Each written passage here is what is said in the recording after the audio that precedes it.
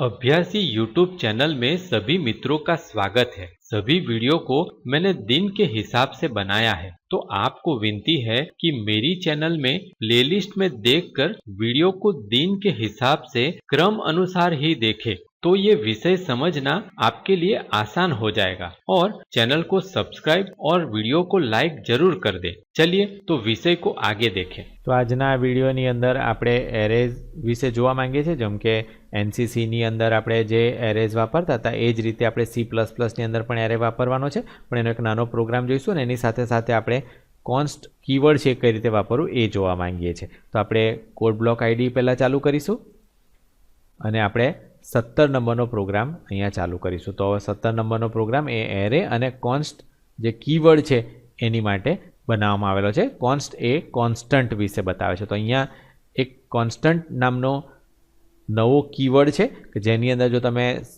એનસીસીની અંદર જોશો તો આપણે આ રીતે વાપરતા હતા, હેઝમાર્ક અને ડિફાઇન આ રીતના વાપરતા હતા કે ડિફાઇન નંબર ઇક્વલ ટુ, એમાં ઇક્વલ ટુ આપણે નહોતા લખી શકતા પણ આપણે નંબર 5 લખતા હતા।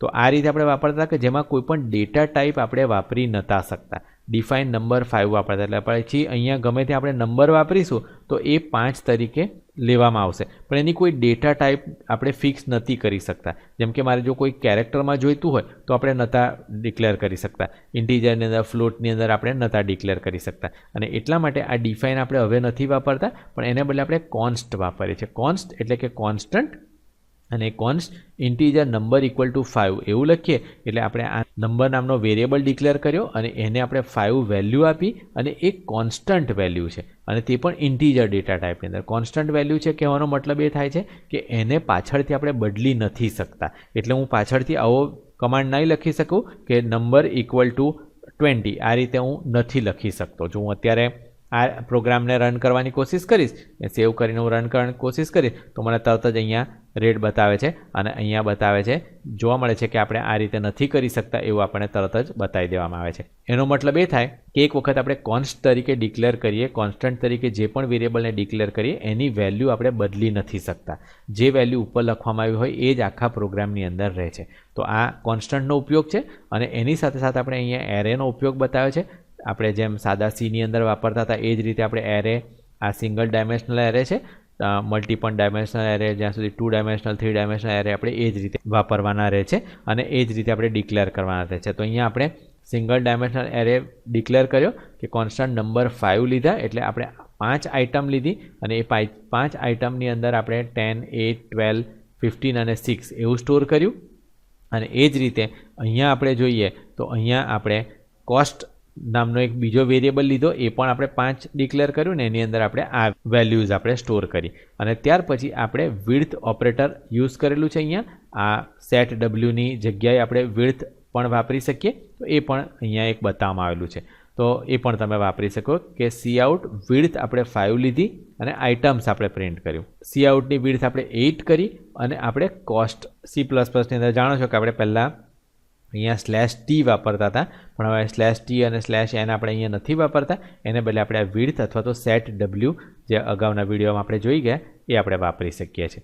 તો અહીંયા વિડ્થ આપણે 17ની લીધી અને આપણે એમાઉન્ટ નામનો હેડિંગ લીધું, એટલે આ બધા હેડિંગ લખવા માટે છે। ત્યાર પછી આપણે એક વેરિયેબલ ડિક્લેર કર્યો સમ નામનો, આપણે એક ફોર લૂપ લગાવી, પણ તમે જો ફોર લૂપની અંદર જોશો તો ફોર લૂપની અંદર આપણે અહીંયા વેરિયેબલ ડિક્લેર કર્યો છે ઇન્ટીજર i।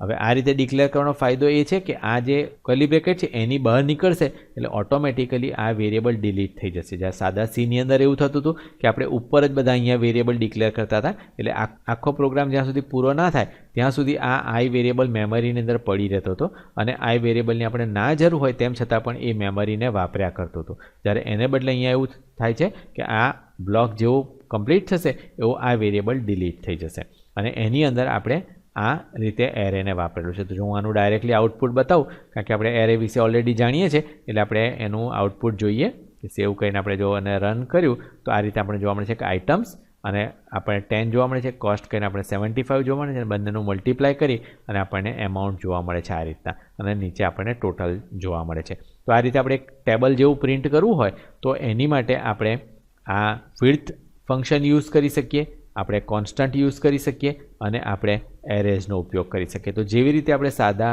સીની અંદર એરેઝ વાપરતા હતા એ જ રીતે વાપરવાનું છે, એટલું બતાવવા માટે મેં ફક્ત આ પ્રોગ્રામ બનાવ્યો છે. તો આશા છે કે તમને એરેઝ વિશે બધી બરોબર ખ્યાલ હશે અને એ આપણે એ જ રીતે વાપરી શકીએ છીએ. એ આ પ્રોગ્રામ પરથી તમને બરોબર ખબર પડી गई હશે.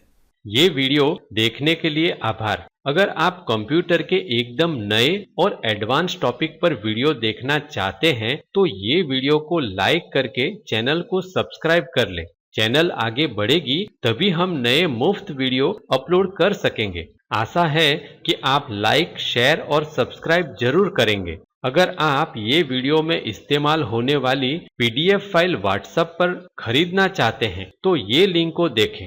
वीडियो डिस्क्रिप्शन में भी ये लिंक दी है। धन्यवाद।